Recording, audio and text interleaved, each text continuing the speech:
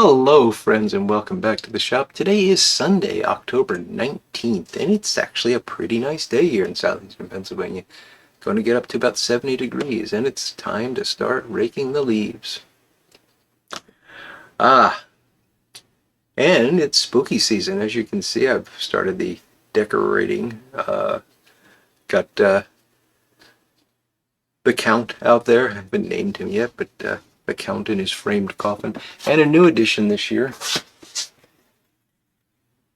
my buddy the Monster. My wife bought this for me. She went into a store and saw this and said, "Oh, he has to have that." I love that woman.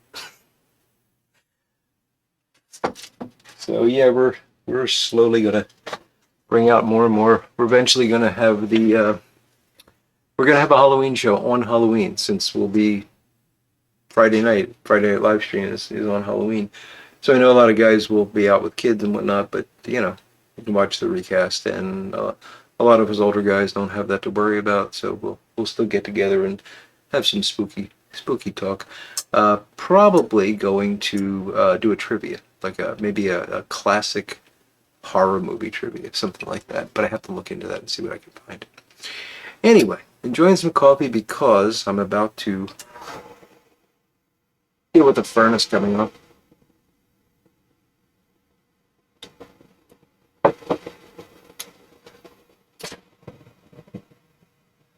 I am about to awaken Bela, my Halloween pipe. For those of you that don't know, Bela is a pipe made by Jesse Jones that I got years ago. Actually won in a contest.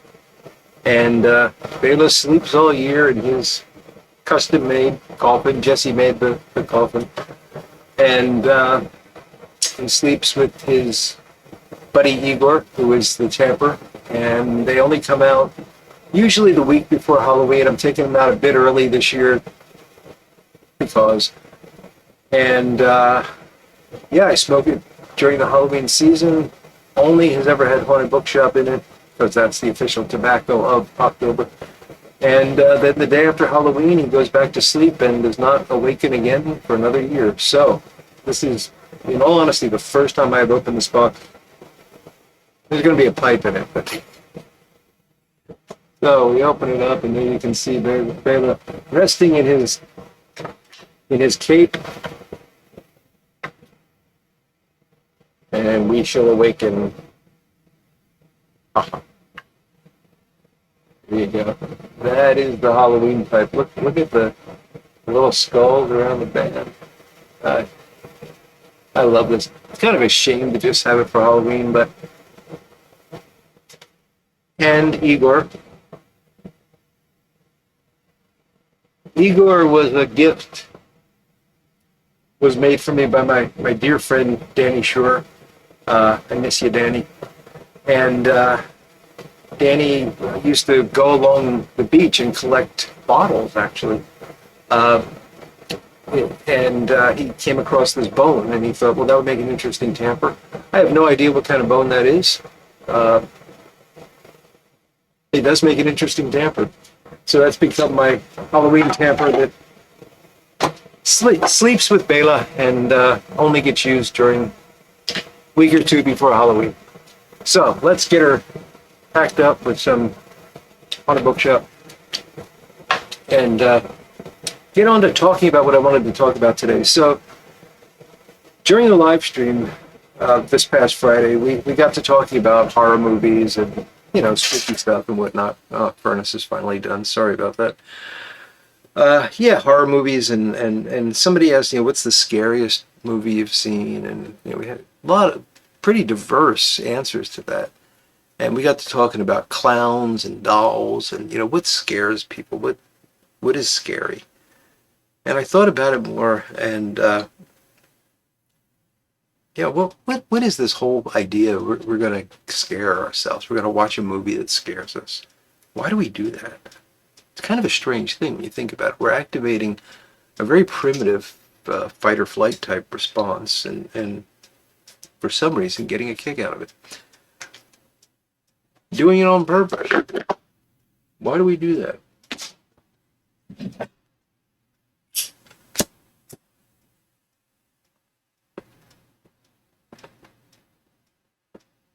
what really scares us?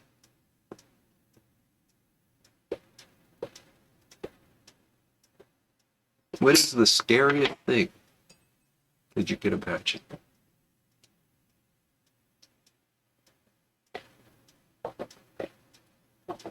And of course, your mind's immediately going to go to personal peril, something truly terrifying, being trapped underwater or something like that. Yeah, but is that really the scariest thing? And I would argue it's not. And I'll explain.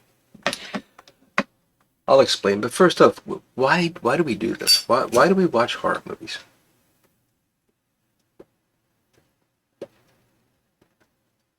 And I'm using horror in a very broad sense. So I've always had issues with not calling something like, let's say The Blob, just to pick one that's a little campy, but not calling that horror, but calling it a monster movie or a creature feature. It is those things, but it also is horror. Anything that builds suspense and drama around something unknown, I think counts as horror. What I don't like to include in horror is the slasher films, because they're, I don't know. I think there should be something supernatural or unnatural about it. And I guess a guy running around in a hockey mask killing people is a bit unnatural. You know what? I'm not going to die on that hill. If you if you want to include slasher films, go right ahead. I don't enjoy them. So we got this broad genre of horror. Let's include the creature features in there. Let's include the slasher films. Let's include the classic horror, gothic horror. Let's include Henry James' Turn of the Screw, which is, I believe, the first ghost story. Which, if you read it, is a very boring story. But there's something scary about it. Something very scary about it. So let's just include everything. Why do we want this? Why wouldn't we just put that all in a box and put it away and say, I don't want anything to do with that? Well, way back when I was a wee lad in college, and I was taking psychology classes because I was going to be the next Bob Newhart. Somebody got that joke. I was in a psychology class where they were talking about something called, and I might have the name wrong, it's been a long time, but I think it was called General System Activation Theory, or maybe just System Activation Theory, something like that. Now, this is very dated information. I'm sure there's better solutions, better explanations, there we go, today than there were back then, but the idea was that you feel something when you're activated, when that fight or flight response is activated. So the simpler example is, why do we ride roller coasters? Because quite frankly, a good roller coaster is kind of terrifying. Why do we do that? And the answer, according to this theory, is because it feels so good when it's over.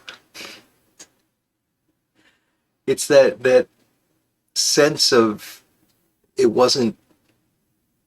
felt like it was going to be really, really bad, but it actually wasn't. And I knew it all along, but my autonomic nervous system did not know it all along. The primitive parts of my brain did not know it all along. Only the more advanced frontal parts of my brain that are involved in making decisions like, should I do this if it might kill me? Those parts know, but the rest of me doesn't, and it feels really good when that's over. And that's the theory.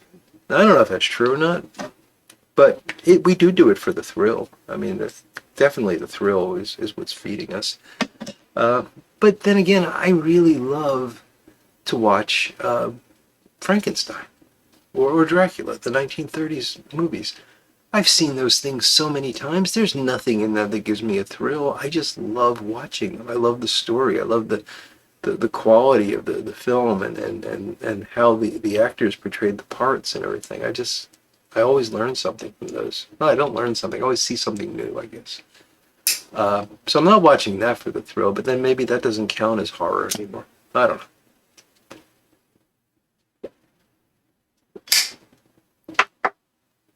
But we do it because it feels so good when it's over. I can go with that, I think. You go to a movie and you know it's not real, but you let yourself get invested enough, you undergo that willing suspension of disbelief so that you have the thrill, but you know you're going to leave at the end of the night.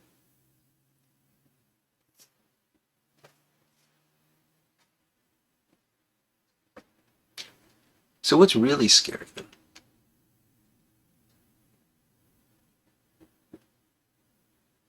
And let's take personal peril out of the equation. Let's not say like real life events. Like obviously there's things that could be terrifying that could happen to you, but let's say entertainment. What's really scary? Or thought. What's a terrifying thing? And for me, at least, it's not so much the thing in front of me, but it's the thing I don't know. It's that sense of the unknown. And I cannot remember the name of this experience, but there's a fear of, you get a sense of fear and dread when something is unknown, and it's got a name psychologically, but I'm not going to come up with it. So there's a difference between having somebody stand in front of you with a knife and say, I'm going to stab you with this, and you're afraid, or being told there's a ghost in the next room. The fear that you feel when you're told that is different, and it's got a sort of sense of awe and dread associated with it. And I think that taken to an extreme is one of the things that I find most frightening in movies and books and in thought, in just musing about the world around me. And I got a quote that I want to read to you. It's a very well-known quote. It's by H.P. Lovecraft. And Lovecraft, if you only know Lovecraft through Reanimator, you're missing out. You really have to read Lovecraft. Most of what he wrote could never be put on film. It just, because it requires your imagination, it requires you to engage in that mental fear. Because a lot of what Lovecraft wrote about was fear of the unknown. What has come to be known as cosmic horror. Let me see if I can pull this quote up. I had it ready. There it is. Now this is from the Call of Cthulhu, which is one of his more famous works, and I believe it's an introductory quote, but it's been a long time since I read it. Anyway, here we go. H.P. Lovecraft. The most merciful thing in the world, I think, is the inability of the human mind to correlate all of its contents. We live on a placid island of ignorance in the midst of black seas of infinity, and it was not meant that we should voyage far. And I really love that quote. I think it really puts into perspective the mercy of not being able to understand that there is something out there.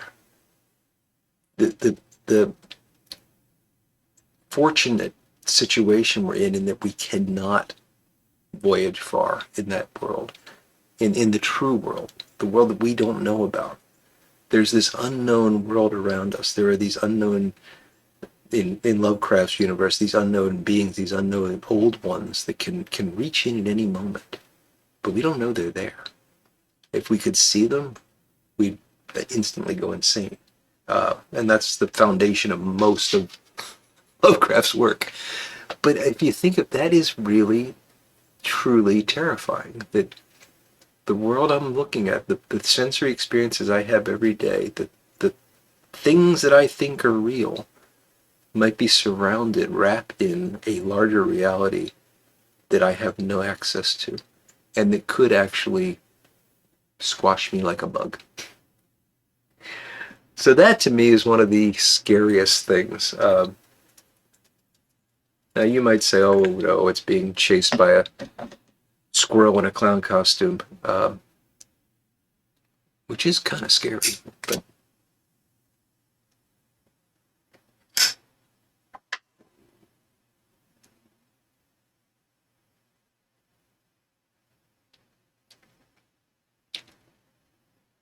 I like movies that build drama. I watched a movie last night on Creature Features, which was not a great movie. It was called The Dead of Space. It's 1999, I think. It all took place on a space station, and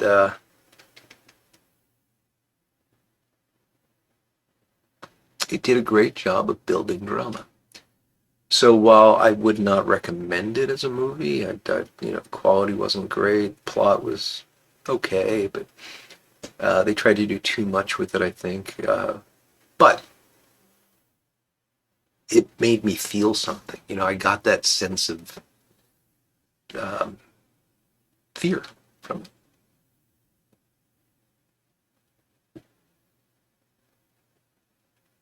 And to me, that's much more interesting. That slow build is much more interesting than the jump scare reaction kind of thing that most modern slasher films are using. So that's one of the reasons I don't prefer that genre. But I could go on and on about this forever. I hope you found that interesting. I'd love to know what scares you. What do you, and again, we're talking about movies, books, musings, not real life situations. There's plenty of horrible things in the world. We don't need to reflect on those. But if you're looking for a thrill, what is it that you go to? And if you got any recommendations for good Halloween movies, the wife is going to Pittsburgh this week. I'm going to be alone for Halloween. I want to watch something good. I'm currently toying with, and this is really not the right choice, but I'm toying with Alien because I haven't seen that since it was originally in the theaters, and I haven't seen any of the sequels. I know there's like 37 sequels now, so, and I know most of them are terrible. But I was thinking about that, but yeah.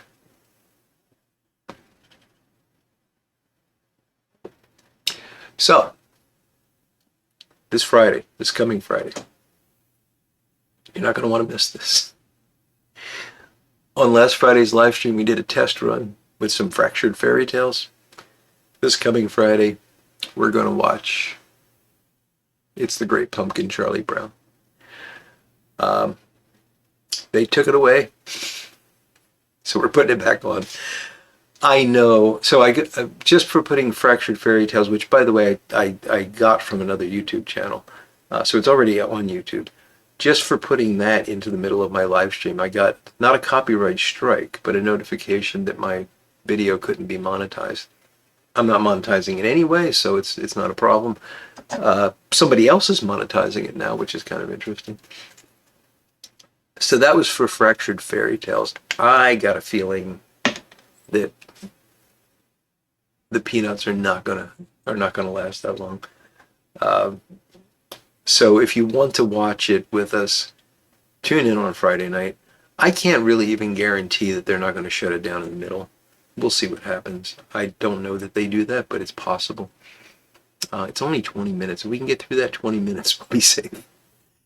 So we'll probably start that at about, I don't know, around 8:30. The live stream starts at 8. We'll probably wait until about 8:30, and then we'll turn on the Great Pumpkin and just have some fun with it. I'll probably stop it a couple times just to break it up and make it seem like we're not just broadcasting. Again, I know I'm playing with YouTube fire here,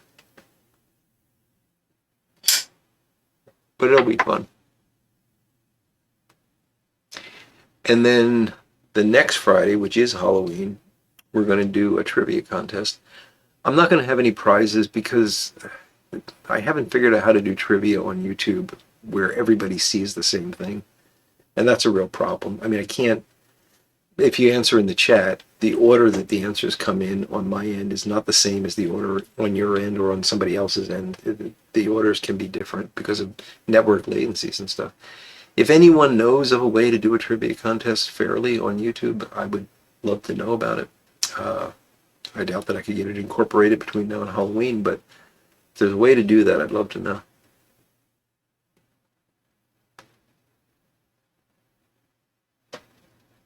But we'll just have fun with it.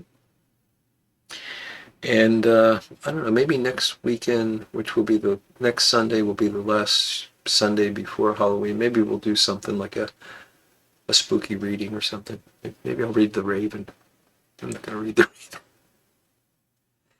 But yeah, I would love to make another one of those Halloween specials that I used to make, but just haven't had the time. And they're still there. There's a whole playlist of Halloween videos if you're interested, and there's some great. I really think I really enjoyed making the videos on Bela Lugosi, Boris Karloff, and Lon Chaney Jr. I really enjoyed making those. Oh, and there's one on the Hammer Frankenstein franchise, which I'm very proud of. So yeah, go check those out. There's a whole playlist on my channel. But anyway, I'm gonna tie this up. Gonna finish this coffee, which I've been neglecting, and finish up the first 2025 smoke of Bela, and get on with the day. So I hope you all have a fantastic Sunday. You're looking forward to a great week ahead. And until we meet again, I'll be looking forward to talking to you all again very soon. Goodbye now.